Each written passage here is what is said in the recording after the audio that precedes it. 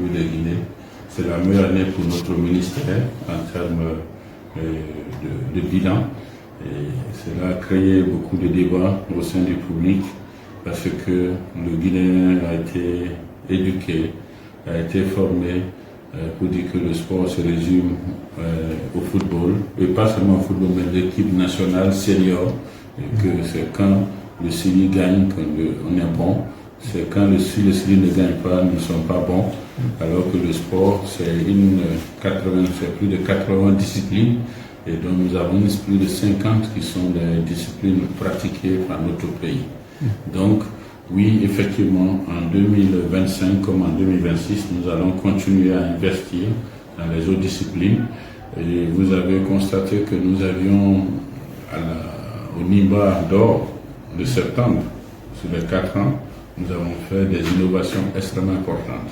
Hier, c'était uniquement les journalistes sportifs qui faisaient le NIMBA d'or. Mais cette fois-ci, le jury était composé non seulement des journalistes sportifs qui sont initiateurs du NIMBA d'or, mais aussi le cadre du ministère en charge du développement du sport, mais aussi le comité national olympique. Et donc, les jurys, nous les avons dit de nous faire un classement des fédérations en fonction de leurs activités. Et vous avez constaté que 28 fédérations ont été primées, et donc 4 ont eu le NIMBA d'or en termes de classement. Donc, ce qui est extrêmement important, et parmi les 4, vous avez constaté que le football ne fait pas partie en termes d'organisation, de gouvernance, en termes de résultats, en termes d'organisation d'événements. Et ça, c'est important. Mais dans l'opinion, c'est vrai que le football est le sport roi. C'est le sport le plus pratiqué par la population, où les règles sont accessibles à tous et que tous les jeunes peuvent le jouer dès qu'ils ont un ballon rond. Et dans le quartier, chacun connaît ce que c'est penalty, chacun connaît ce que c'est corner, ainsi de suite. Même les vieilles du village savent ce que c'est un coup franc. Et donc, parce que c'est le sport roi. Et je comprends le public de pouvoir comparer, de pouvoir mesurer le résultat du ministère des Sports par le résultat du football. Et ça, c'est quelque chose d'important. Donc, pour pouvoir, c'est un travail d'éducation que nous avons commencé pour dire au public que non, évidemment, le travail du ministère des Sports ne se résume pas uniquement au résultat du CILI national, au résultat du CILI national du football. Il y a les autres disciplines. Cette année, vous avez donc constaté que le handball, au moment où nous parlons, est en Coupe d'Afrique de seniors à Kigali. Ils sont allés hier, et je crois que ça doit commencer le 19 du côté de Kigali. On n'en parle pas trop, mais nous sommes l'une des meilleures équipes en Afrique en termes de handball. Et notre équipe est aujourd'hui à Kigali pour la Coupe d'Afrique des Nations de handball, côté masculin. Du côté du basketball, vous avez constaté aussi que nous avons l'une des meilleures équipes de basket avec la restructuration que nous avons faite. Nous avons participé à toutes les compétitions africaines en 2025, toutes les compétitions, aussi féminines que masculines, ça a été fait. Vous prenez évidemment la natation, c'est la même chose. Nous avons organisé pour la première fois la Coupe d'Afrique des Nations de natation en eau libre, parce que la Guinée et l'Afrique a cette capacité d'avoir des rivières, des fleuves, des marigots, de la mer, où on peut nager en eau libre. Et ça, nous sommes l'un des promoteurs de cette discipline au niveau aquatique, et ça a été un grand succès. Vous prenez les sports de combat, c'est la même chose. Je vous ai parlé des judo, nous sommes 3e en Afrique, du karaté 4e, et vous avez toutes les autres disciplines de la boxe, et nous faisons tout pour faire la promotion de toutes les disciplines de combat que vous avez, de taekwondo, ainsi de suite. Et ça, la lutte traditionnelle, nous en faisons de très bons médailles, et on n'en parle pas trop, mais ça, ce sont aussi les sports de combat que nous développons. Nous avons développé de nouvelles disciplines, telles que le e-sport.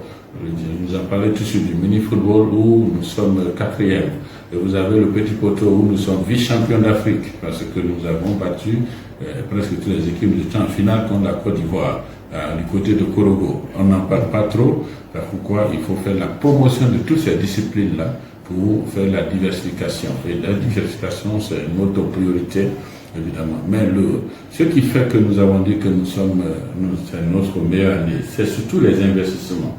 Tout de suite, nous venons de faire le point concernant les grands stades de compétition du 28 septembre de Nongor, et je vous ai parlé évidemment du grand stade de Kansuya. Et ça, c'est des investissements où l'État n'a jamais fait.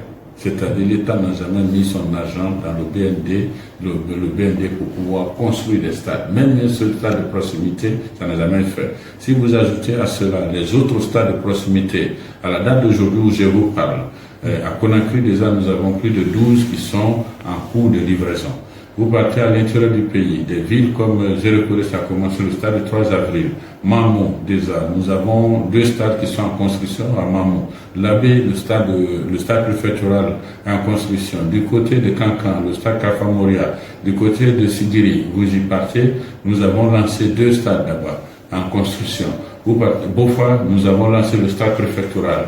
Vous allez constater à Kindia, tout de suite était en discussion, le stade de Fodé Fissa qui a pris un petit coup. Nous avons changé de fournisseur, ça va y aller.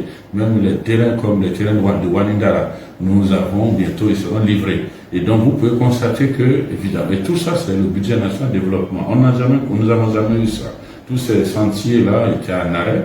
Et si vous calculez tous ces investissements, je vous dis, nous pouvons aller vers les 2500, 3000, lorsque j'ai déjà 3000 milliards d'investissements uniquement sur les infrastructures. Et ça, et si nous pouvons continuer à avoir chaque année au moins 2000 milliards d'investissements pour que nous puissions aller pour faire des piscines olympiques, pour continuer l'aréna que nous allons construire, pour pouvoir développer aujourd'hui des terrains de basket sur tout le territoire, dans toutes les préfectures, des terrains de handball, des terrains de badminton, de tennis. Et vous constatez que, évidemment, l'État a commencé à mettre de l'argent. Mais les résultats ne peuvent pas venir immédiatement parce qu'il faut développer. On peut facilement construire les infrastructures, mais le développement d'un athlète prend le temps. Et il faut qu'il y ait d'abord de la vocation, et que vous ayez ceux qui acceptent d'adhérer à ces disciplines. Il faut du temps de développement, il faut des entraîneurs, il faut des arbitres pour les développer dans les écoles, dans les garnisons militaires ou sont dans les communes. Et tous ces déploiements-là, vous pouvez voir le résultat, c'est dans 3, 4 ans, 5 ans, vous pouvez détecter des talents et ils vont grandir avec l'âge. Parce que si vous prenez des enfants aujourd'hui, tels que ceux qui font le basket, vous partez au terrain de football, au terrain de basket, de 4 ans, 5 ans, peut-être il faut s'attendre quand ils auront 16 ans, 17 ans. Et dans ce cas, vous ne pouvez pas évidemment avoir les résultats immédiatement. C'est pourquoi nous nous appelons à la patience et l'implication de tous les acteurs pour qu'ensemble, sur la chaîne de développement, chacun puisse le développer. C'est pourquoi nous avons créé ce qu'on appelle une direction nationale de développement des disciplines sportives. Cela va passer de la gouvernance, donc par la résolution des crises au sein des fédérations, qui était l'un des points faibles de notre système, parce qu'il y avait énormément de crises de personnes, mais à la date d'aujourd'hui, par la grâce de Dieu et l'effort de tout un chacun, d'abord nous avons pu pousser l'autorité du ministère sur les fédérations, ce qui n'était pas le cas, parce que les fédérations qui pensaient qu'ils sont indépendants, d'autres pensaient qu'ils sont au-dessus de l'État, parce que l'État ne faisait rien. Il y a des fédérations même qui disent que oui, ce terrain, c'est moi qui ai construit. Il y a même des comités qui se disent que oui, c'est moi qui ai construit ce siège-là, donc personne ne peut toucher, ainsi de suite, parce que l'État était faible. Maintenant, là, nous avons sur la gouverneure Normandie, nous avons un État qui commence à être un État fort. Et un État fort, c'est un État qui investit. Et ça, c'est la première fois que nous avons ce taux d'investissement et nous voulons que ça continue ainsi. Il y a des gens qui se prenaient, et dès qu'ils ont un peu d'argent, ils viennent dans le quartier, les jeunes les demandent aidez-moi à faire ce terrain et puis ils commencent à aménager le terrain et le terrain il appartient, ils ne demandent même pas l'avis du ministère, ils ne demandent même pas l'avis de la commune parce que les jeunes ont dit que nous voulons un terrain et puis ils le font sans respecter les standards parce que l'État était faible.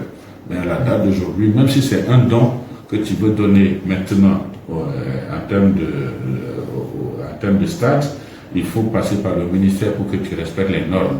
Et que si tu n'as pas que ton investissement de don ne peut pas permettre de faire un stade complet, alors l'état de complexe. C'est pourquoi nous avons aussi, c'est le cas de Kankan, de Sigiri, où nous avions Tidiane Foueta qui devrait offrir un terrain depuis, il avait fait la pelouse il y a plus de 3 ans maintenant, 4 ans. Nous sommes donc allés en contact pour pouvoir faire un nouveau contrat qui nous permettrait de terminer les travaux, ainsi de suite, dans d'autres zones. Donc maintenant, l'État commence à assumer, et c'est pourquoi c'est la meilleure année, et nous voulons que cela continue en termes d'investissement. Et le public doit comprendre qu'effectivement, un ministre ne se mesure pas par le résultat sportif des joueurs, mais doit se mesurer par sa capacité à trouver des budgets pour son ministère, sa capacité à pouvoir pousser, à avoir une vision qui pousse les acteurs à se développer et à ne pas être subjectifs. Et donc c'est ce qui est le point. Hier, c'était le cas, les ministres étaient menacés il faut les enlever parce que le Syrie n'a pas gagné. Quand le ministre vient, alors tout son problème c'est comment se battre pour que le Syrie gagne. Mais ce n'est pas ça le travail, c'est le travail de la fédération, c'est le travail des athlètes, c'est le travail des entraîneurs. Le travail du ministre, c'est de trouver de l'argent pour pouvoir former les entraîneurs, pour pouvoir former les arbitres, pour pouvoir faire les infrastructures, pour pouvoir organiser des événements. C'est ça le travail du ministère pour développer la discipline, le travail. Maintenant, si le travail est bien fait, forcément le résultat sportif va suivre parce qu'il y aura beaucoup de talent, il y aura beaucoup de bons gardiens, beaucoup de bons défenseurs, beaucoup de bons milieux, beaucoup de bons attaquants et qui pourront se jouer au niveau international. Et quand ils sont très nombreux, alors il y a une vision réelle d'un entraîneur pour pouvoir faire le choix, la sélection. Parce que si vous avez 3-5 bons gardiens et à chaque poste vous avez 5-6, alors il faut un bon entraîneur pour savoir qui il faut allier par rapport à tel autre. Mais si vous n'avez même pas d'athlète, aujourd'hui nous n'avons même pas, excuse-moi, mais des gardiens titulaires. Personne ne peut nous dire aujourd'hui qui est notre gardien titulaire de football, et parce qu'il n'y en a pas assez. Mais ça demande une construction, ça demande de l'équité, ça demande la justice, ça demande la transparence pour que cela arrive. Oui, nous développons plusieurs disciplines. Oui, nous sommes focalisés sur attirer des investissements dans le secteur qui est en compétition avec d'autres secteurs.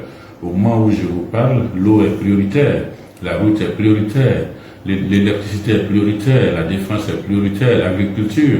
Comment faire pour que le sport soit une priorité de l'État? C'est cela il s'agit, c'est ça le travail d'un ministre. Et c'est ce que nous sommes en train de faire. Et nous voulons que cela continue pour les 5 années à venir pour pouvoir construire cette fois-ci.